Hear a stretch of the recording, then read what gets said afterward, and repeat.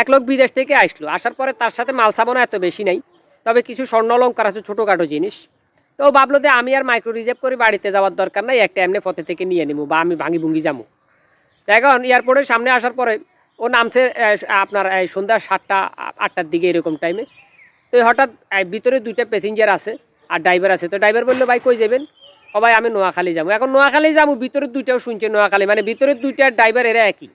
এখন ভিতরের 2টা ও ভাই নোয়াখালী আমার বাড়ি মাইজদি, ও আমার বাড়ি সমুনি, হ্যাঁ আপনার বাড়ি কোনাই, এরকম কইস। তো এ আমার বাড়ি ভাই সোনাইমণি। এখন ও ভাই আমরাও যাইতেছি, আমরাও বিদেশ থেকে আসছি, আমরাও যাবো ভাঙি যাইতেছি। তো এই লোকে দেখলো যে এগো টাইটুই লাগা মনে হয় হইতে পারে, যাক পরে কথাবার্তা বলি উঠছে। উঠার পরে মোটামুটি কিছু রাস্তায় আসার পরে চান্দুরে কি একটা এখান দিয়ে একটা এখান দিয়ে ধরছে। হ্যাঁ, ধরার পরে কয় যা আছে ভাই দিয়ে দে, হুদা মিশে জামিলা করার দরকার নাই, হ্যাঁ দিয়ে দিলে তুই ভালো থাকবি। তো বেচার আর কী করবো, সব দিয়ে দিছে। এখান দেওয়ার পরে অল্প কিছু দূর যাইয়া খালি একটা রাস্তা ধোলামালা, এই পাশে পাশে মানুষ নেই, ওইখানে বেচারারে নামাই দিস। দেখা যায় লোকটা যখন গাড়িতে উঠতেছে তখন ড্রাইভার এবং ড্রাইভারের ভিতর লোকে ভাই এই সিটটা চালাই দেন, মানে এই সিটটি পরিষ্কার করে দিতেছে, খুব আপ্যায়ন। আর কি হাতে আরিকেল হুঁদে বাঁশ, মাঝপথে বাঁশটা দিয়ে দিল। এটা হলো সচেতনমূলক ভিডিও, বেশি বেশি শেয়ার করবেন।